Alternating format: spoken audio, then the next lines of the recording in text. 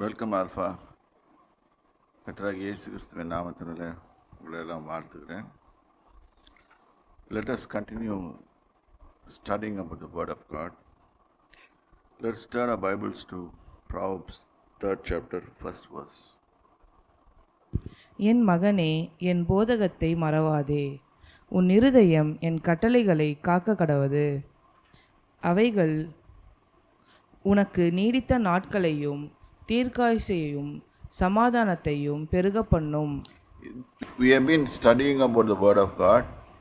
அதனால் வருகிற நன்மைகள் எல்லாத்தையும் நம்ம வாசித்து கொண்டு வருகிறோம். அவைகள் நமக்கு நீடித்த நாட்களையும் தீர்க்காயுசையும் சமாதானத்தையும் பெருக பண்ணும்.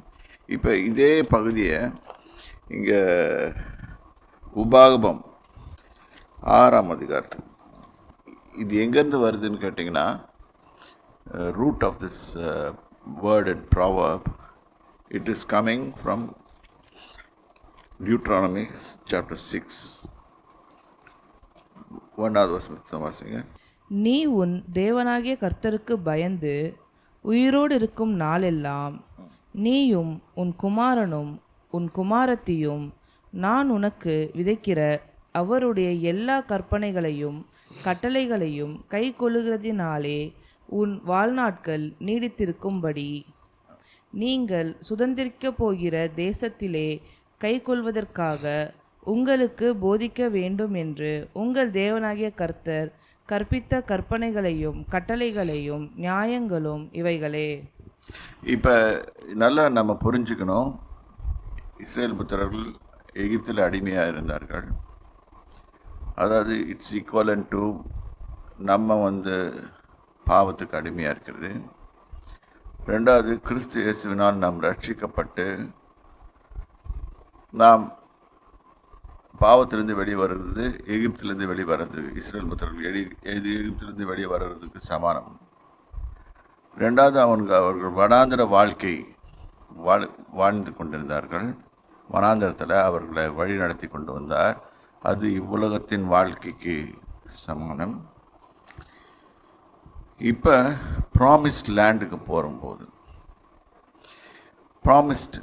போகும்போது என்னென்ன செய்யணும் அப்படின்றத அவர் திருப்பி சொல்கிறாரு. இந்த இடத்துலையும் வாசிக்கிறோம் நம்ம, உன் கட்டளைகளையும் கை கொண்டுகிறதுனால உன் வாழ்நாள் நீடித்திருக்க முடியும். தேவனுடைய கட்டளைகளையும் நம்ம கை கொள்ளுகிறதுனால ஆட்டோமேட்டிக்காக நம்முடைய வாழ்நாள் நீடித்திருக்கும். இது நல்லா புரிஞ்சுக்கணும். நம்ம இப்போ வேத வசனத்தை வாசிக்கிறதுனால நம்மளுக்கு தான் நன்மை வருகிறது, அது நல்லா வரணும். அப்புறம் இன்னொன்று வாசிக்கணும்னு கேட்டாங்கன்னா, இதே அதிகாரம் உபாகமம் 6ஆம் அதிகாரம் 4வது வசனத்திலிருந்து வாசனம். இஸ்ரவேலே கேள், நம்முடைய தேவனாகிய கர்த்தர் ஒருவரே கர்த்தர். நீ உன் தேவனாகிய கர்த்தரிடத்தில் உன் முழு இருதயத்தோடும் உன் முழு ஆத்மாவோடும் உன் முழு பலத்தோடும் அன்பு கூறுவாயாக. இதுதான் இயேசு சொல்லிக் கொடுத்தாரு. உன் தேவனாகிய கர்த்தரிடத்தில் முழு இருதயத்தோடும் முழு ஆத்மாவோடும் முழு பலத்தோடும் அன்பு கூறுவாயாக. இன்று நான் உனக்கு கட்டளையிடுகிற இந்த வார்த்தைகள் உன் இருதயத்தில் இருக்க கடவது. வேத வசனம் நம்ம இருதயத்தில் எப்பொழுதும் இருந்து கொண்டு இருக்க வேண்டும். அப்போ தான் நம்ம successful living, best way of living வாழ முடியும்.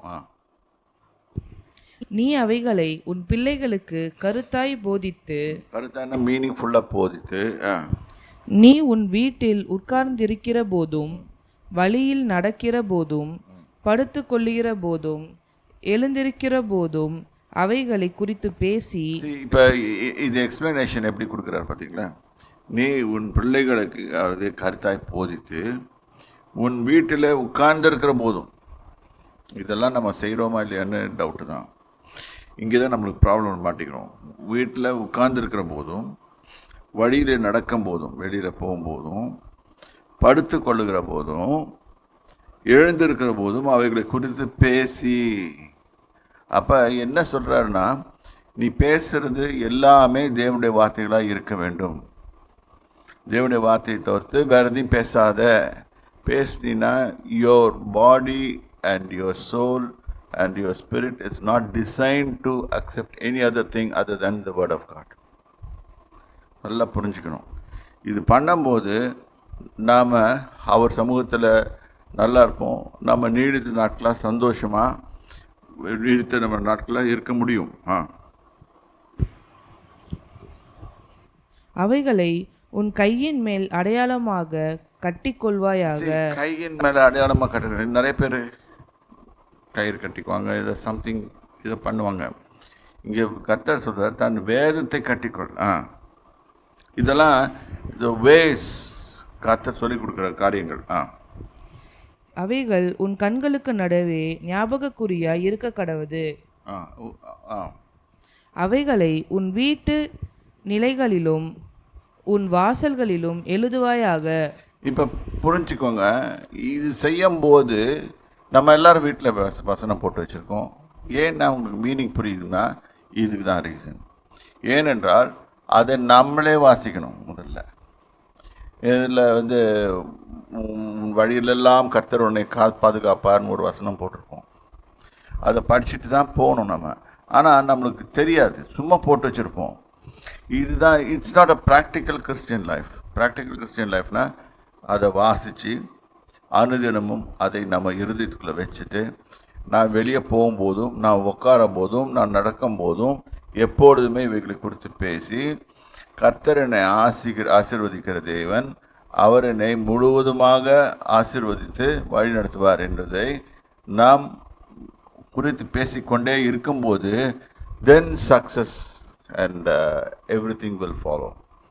அப்போ இங்கே நீதிமொழிகள் 3ஆம் அதிகாரத்தில் கூறப்பட்டுள்ளபடி நீடித்த நாட்களையும் தீர்க்காயுசையும் சமாதானத்தையும் பெருக பண்ணும். தேவனுடைய வசனம் நம்மளுக்கு சமாதானத்தை பெருக பண்ணும். இதை தான் இயேசு சொன்னார். இயேசு என்ன சொன்னார்னா, மத்தேயு 5ஆம் அதிகாரத்துக்கு போவோம். இது கர்த்தருக்கு பிரியமானவைகளை குறித்து அவர் பேசிக்கொண்டிருக்கிறார். 5ஆம் அதிகாரம் 13வது வசனம். நீங்கள் பூமிக்கு உப்பாயிருக்கிறீர்கள். அதாவது பூமி முழுவதும் உப்பற்று இருந்தாலும் நீங்கள் உப்பாயிருக்கிறீர்கள். உப்பானது சாரமற்று போனால் எதினால் சாரமாக்கப்படும்? வெளியே கொட்டப்படுவதற்கும் மனுஷரால் மிதிக்கப்படுவதற்குமே ஒழிய வேறொன்றுக்கும் உதவாது. உப்பு நல்லா இருக்கும்போது தான் அதை நம்ம போட்டு சாப்பிட்டா இட் வில் பி பெனிஃபிஷியல். இப்போ இல்லாட்டி நம்ம யூஸ்லெஸ். அவர் லைஃப் ஷுட் பி எக்ஸாம்பிள்ஸ். எப்பவுமே நல்லா புரிஞ்சுக்கோங்க, if our life is not examples, we will lose the favor of God and the blessing of God and everything. When we read the word of God, we have to take it inside our heart and keep on reciting the word of God. வாசிங்க. நீங்கள் உலகத்துக்கு வெளிச்சமாய் இருக்கிறீர்கள். பார்த்தீங்களா, நம்ம தான் லைட்டுன்றாரு. இப்போ அவர் என்ன சொல்கிறாரு, ஏன் அது பண்ணணுன்னு கேட்டால், நம்ம we are light of the world. அதனால் மக்கள் நம்ம மலை மேலே இருக்கிற பட்டணம் வெளிச்சம் இருந்துச்சுன்னா மக்கள் அதை பார்த்து கொண்டே நடப்பாங்க. நம்ம லைஃப் லைட் ஃபுல்லாக லைட்டாக இருந்துச்சுன்னா நம்ம அதை பார்த்து கொண்டே நடப்போம். நடக்கும்போது உலகத்தின் மக்கள் அதை பார்த்து கொண்டு நடக்கும்போது அவர்கள் வாழ்க்கையும் மாற தொடங்கும். அதான் அர்த்தம். நீங்கள் உலகத்துக்கு வெளிச்சமாய் இருக்கிறீர்கள். மலையின் மேல் இருக்கிற பட்டணம் மறைந்திருக்க மாட்டாது. விளக்கை கொளுத்தி மரக்காலால் மூடி வைக்காமல் விளக்கு தண்டின் மேல் வைப்பார்கள். அப்பொழுது அது வீட்டில் உள்ள யாவருக்கும் வெளிச்சம் கொடுக்கும். இதுதான் வீட்டில் உள்ள யாவருக்கும், முதல்ல வீட்டில் உள்ள யாவருக்கும், தென் சபையில் உள்ள யாவருக்கும், தென் சொசைட்டியில் உள்ள யாவருக்கும் வெளிச்சம் தரும். இவ்விதமாய் மனுஷர் உங்கள் நற்கிரியைகளை கண்டு பரலோகத்தில் இருக்கிற உங்கள் பிதாவை மகிமைப்படுத்தும்படி உங்கள் வெளிச்சம் அவர்கள் முன்பாக பிரகாசிக்க கடவது. என்னுடைய வெளிச்சம் மற்றத்தில் பிரகாசிக்க கடவுதுன்னா என்ன செய்யணும்னா, நான் முதல்ல தேவனாகிய கர்த்தருடைய வார்த்தைகளை நான் எனக்குள்ளே வைத்திருக்க வேண்டும். வைத்திருக்கும் போது நான் ஆட்டோமேட்டிக்காக I will start living according to the word of God and I'll start shining at the light, and that light will be given to us and shown to the world, and the world will recognize and say, this is a different person, and it's full of light அப்படின்னு சொல்லி அவங்க சொல்லுவாங்க.